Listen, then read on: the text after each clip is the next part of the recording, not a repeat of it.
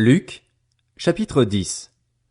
Après cela, le Seigneur désigna encore 70 autres disciples et les envoya devant lui deux par deux dans toutes les villes et dans tous les endroits où lui-même devait aller. Il leur dit, La moisson est grande, mais il y a peu d'ouvriers. Priez donc le maître de la moisson d'envoyer des ouvriers dans sa moisson. Allez-y, je vous envoie comme des agneaux au milieu des loups.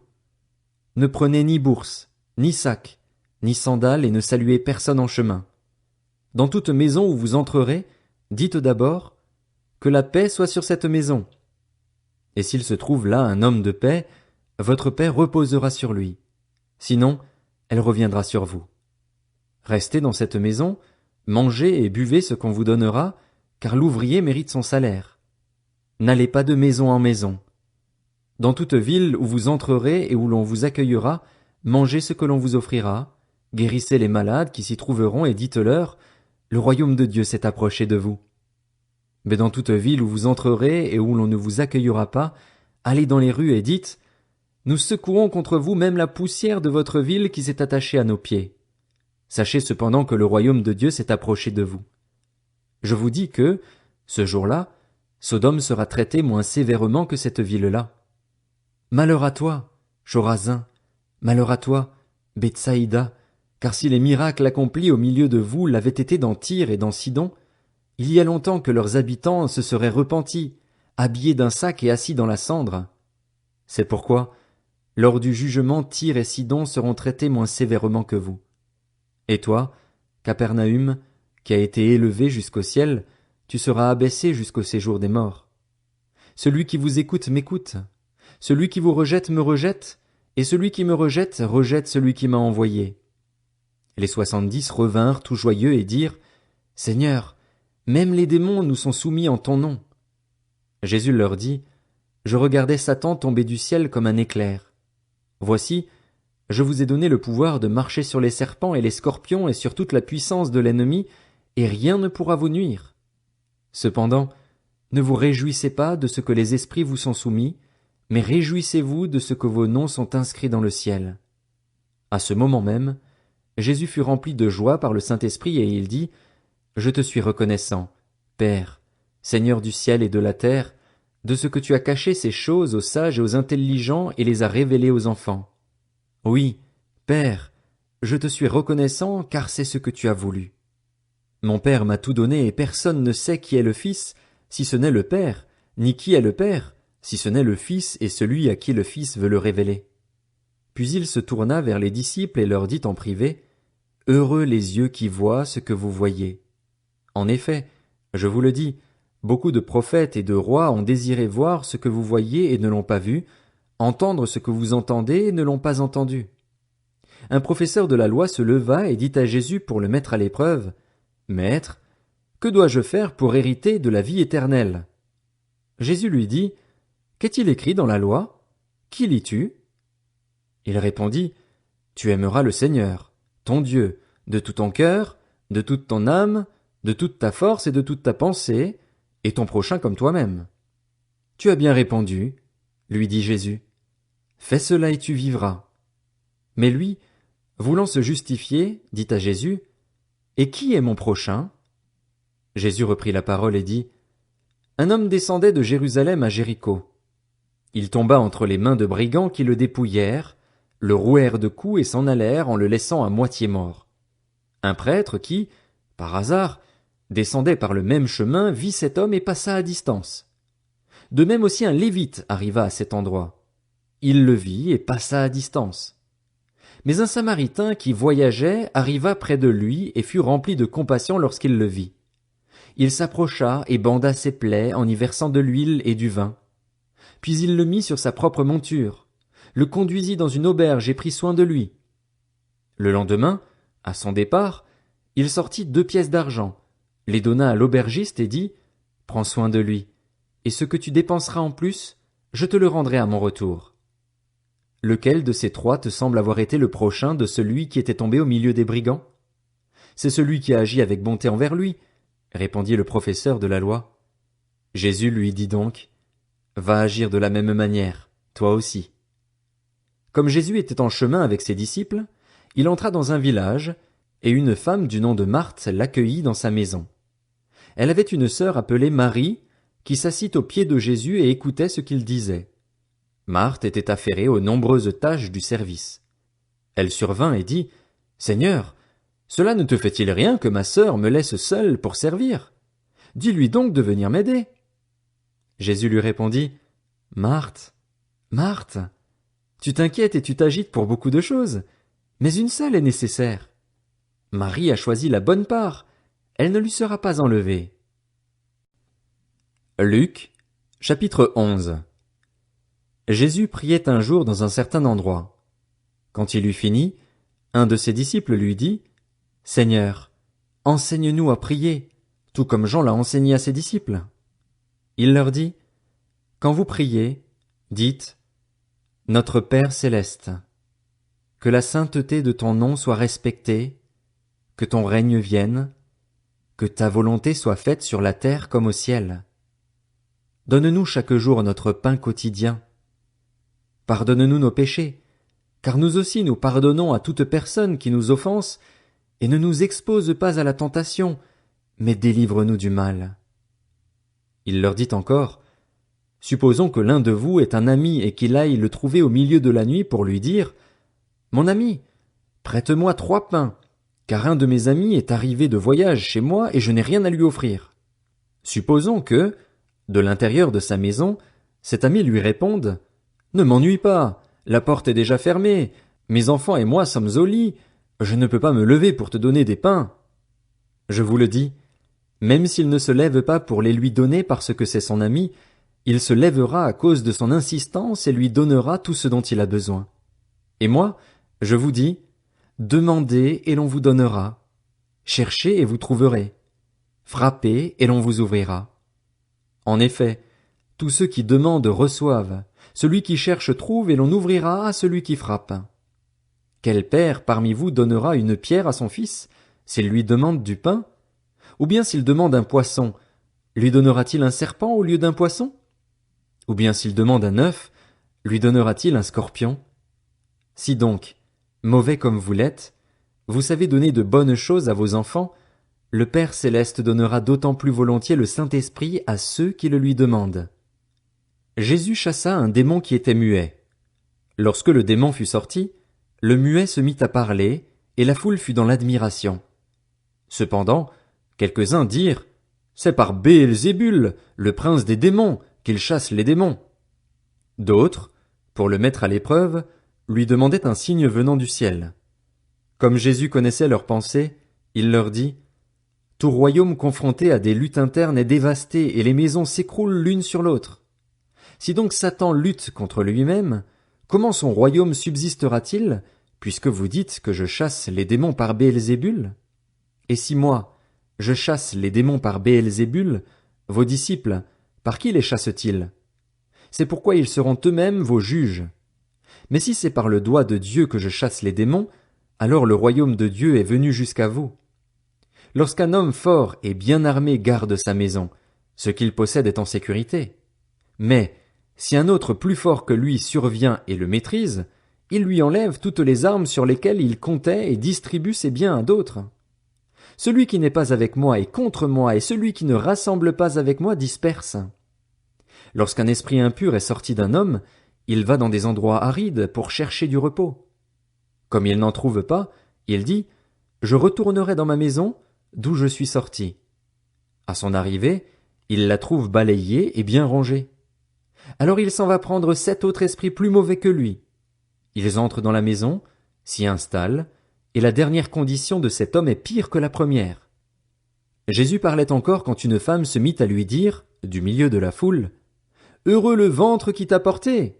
Heureux les seins qui t'ont allaité! » Il répondit, « Heureux plutôt ceux qui écoutent la parole de Dieu et qui la gardent. » Comme la foule s'amassait, il se mit à dire, « Cette génération est une génération mauvaise. Elle réclame un signe miraculeux. Il ne lui sera pas donné d'autre signe que celui de Jonas, le prophète. » En effet, de même que Jonas a été un signe pour les Ninivites, de même le Fils de l'homme en sera un pour cette génération. Lors du jugement, la reine du Midi se lèvera avec les hommes de cette génération et les condamnera, parce qu'elle est venue des extrémités de la terre pour entendre la sagesse de Salomon. Or, il y a ici plus que Salomon. Lors du jugement, les habitants de Ninive se lèveront avec cette génération et la condamneront, parce qu'ils ont changé d'attitude à la prédication de Jonas. Or, il y a ici plus que Jonas. Personne n'allume une lampe pour la mettre dans un endroit caché ou sous un seau, mais on la met sur son support, afin que ceux qui entrent voient la lumière. Ton œil est la lampe de ton corps.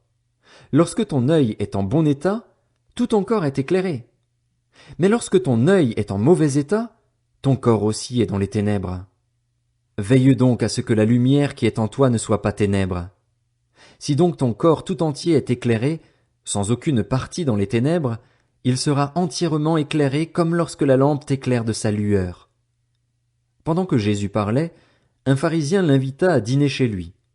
Il entra et se mit à table.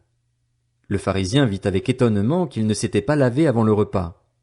Mais le Seigneur lui dit, « Vous, pharisiens, vous nettoyez l'extérieur de la coupe et du plat, mais à l'intérieur vous êtes plein d'avidité et de méchanceté.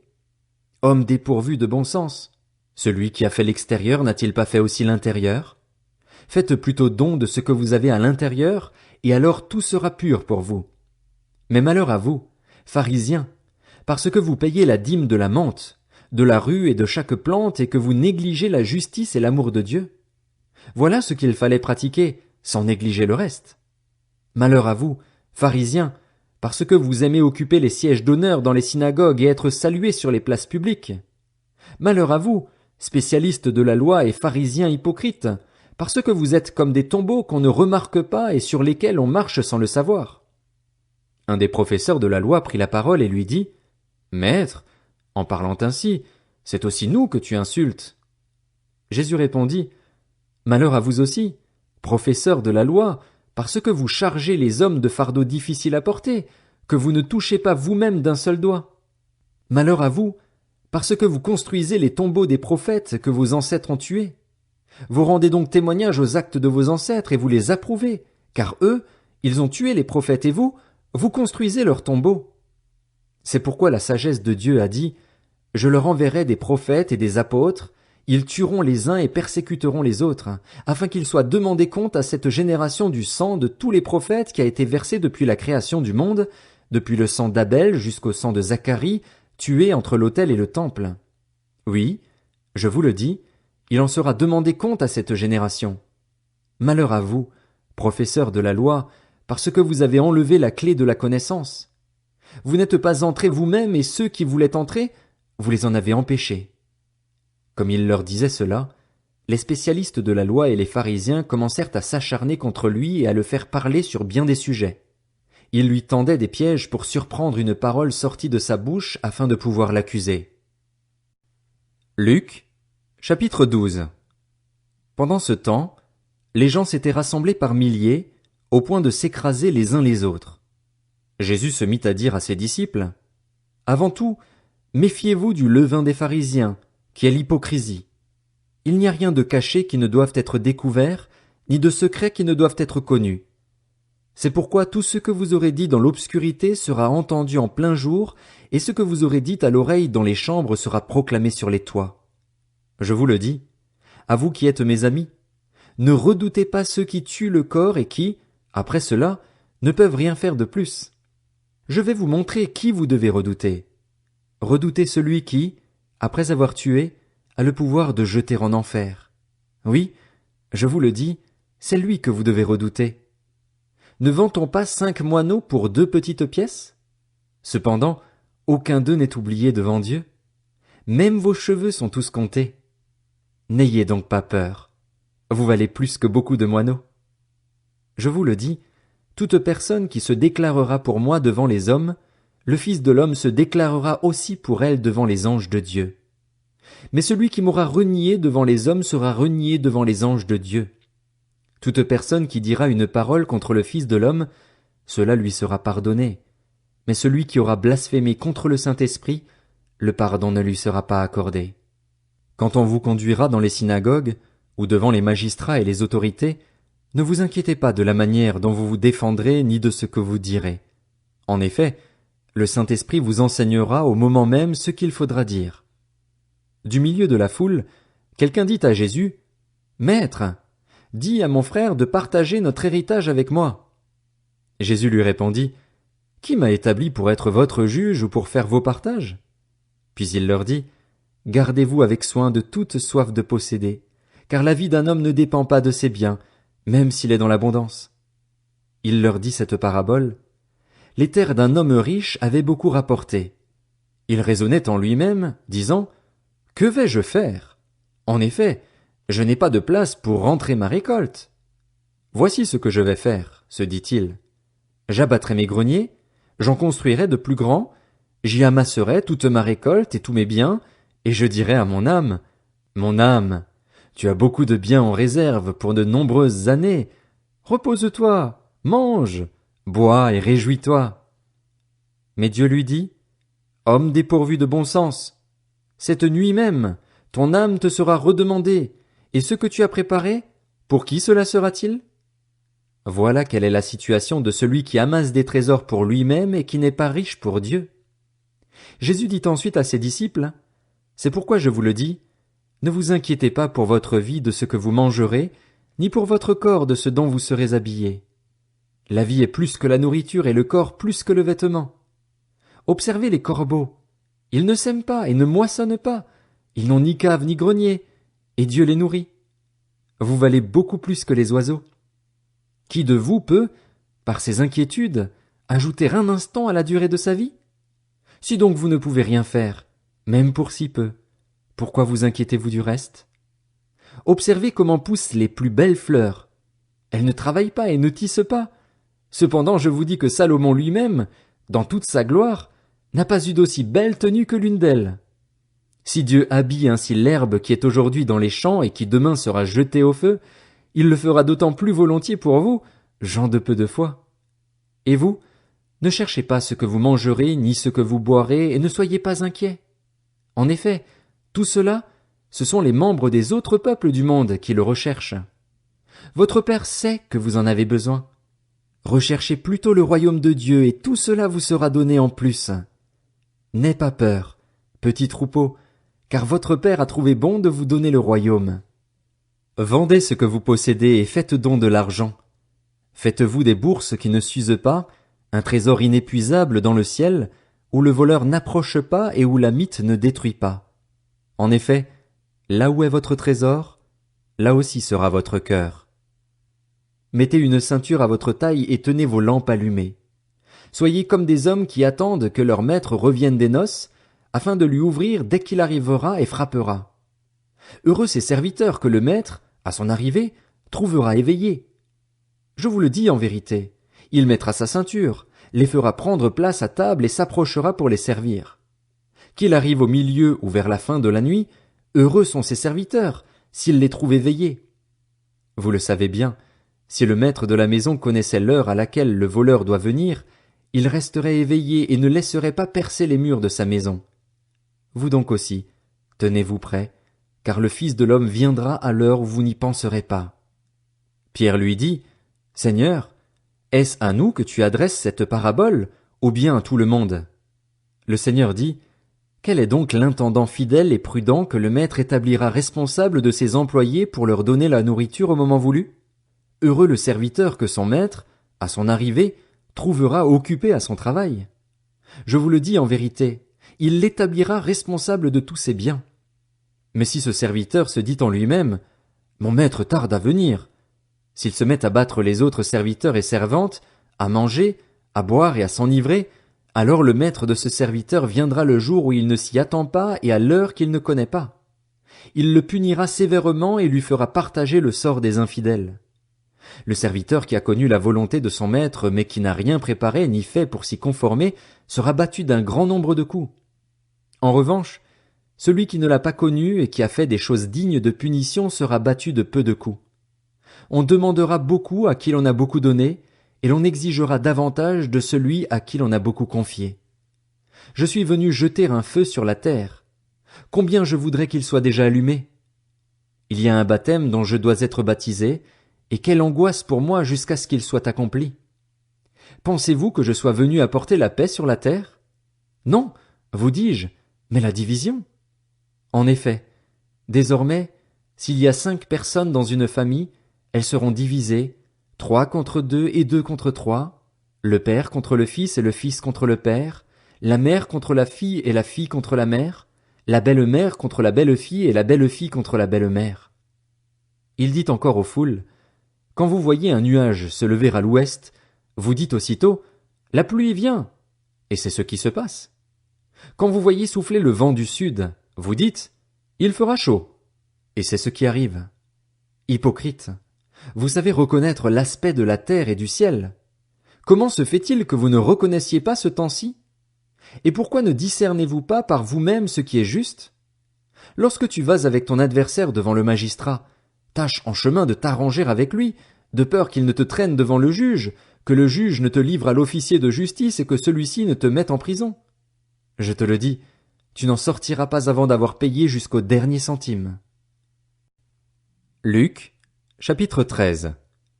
À ce moment-là, quelques personnes qui se trouvaient là racontèrent à Jésus ce qui était arrivé à des Galiléens dont Pilate avait mélangé le sang avec celui de leur sacrifice. Jésus leur répondit, « Pensez-vous que ces Galiléens étaient de plus grands pécheurs que tous les autres Galiléens parce qu'ils ont subi un tel sort? Non, je vous le dis. Mais si vous ne changez pas d'attitude, vous périrez tous de même. Ou bien ces 18 personnes sur qui la tour de Siloé est tombée et qu'elle a tuées, pensez-vous qu'elles étaient plus coupables que tous les autres habitants de Jérusalem? Non, je vous le dis. Mais si vous ne changez pas d'attitude, vous périrez tous de même. Il dit aussi cette parabole. Un homme avait un figuier planté dans sa vigne. Il vint y chercher du fruit et il n'en trouva pas. Alors il dit au vigneron, « Voilà 3 ans que je viens chercher du fruit sur ce figuier et je n'en trouve pas. Coupe-le.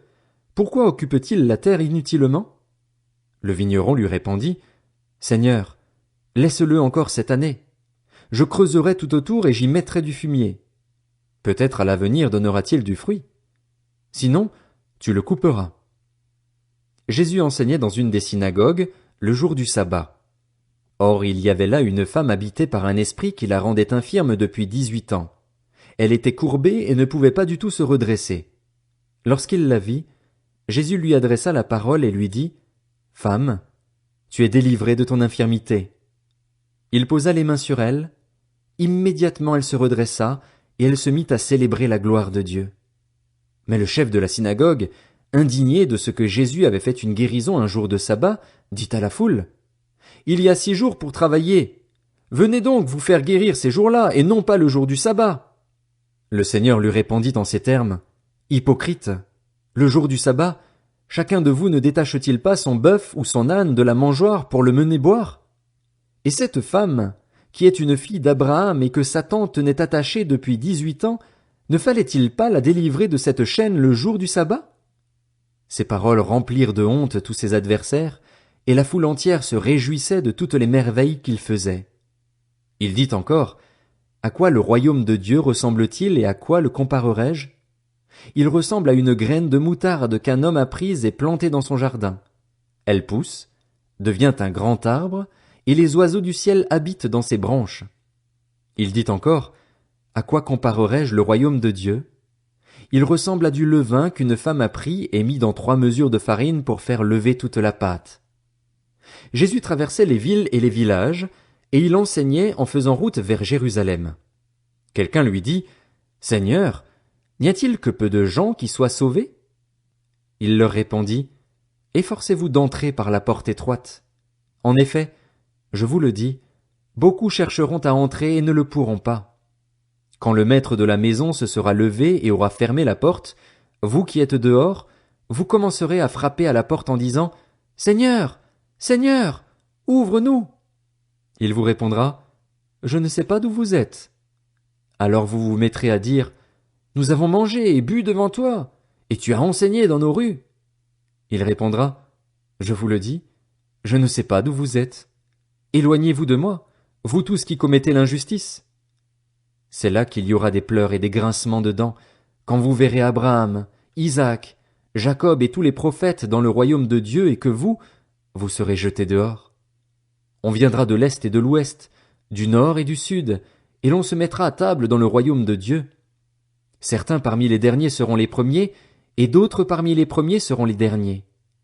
Ce même jour, des pharisiens vinrent lui dire, Va-t'en, pars d'ici, car Hérode veut te faire mourir. Il leur répondit, Allez dire à ce renard, Voici, je chasse les démons et je fais des guérisons aujourd'hui et demain, et le troisième jour j'aurai fini. Mais il faut que je poursuive ma route aujourd'hui, demain et le jour suivant, car il ne convient pas qu'un prophète meure ailleurs qu'à Jérusalem. Jérusalem, Jérusalem, toi qui tues les prophètes et qui lapides ceux qui te sont envoyés, combien de fois j'ai voulu rassembler tes enfants comme une poule rassemble sa couvée sous ses ailes, et vous ne l'avez pas voulu. Voici que votre maison vous sera laissée déserte. Je vous le dis, vous ne me verrez plus jusqu'à ce que vienne le temps où vous direz, Béni soit celui qui vient au nom du Seigneur.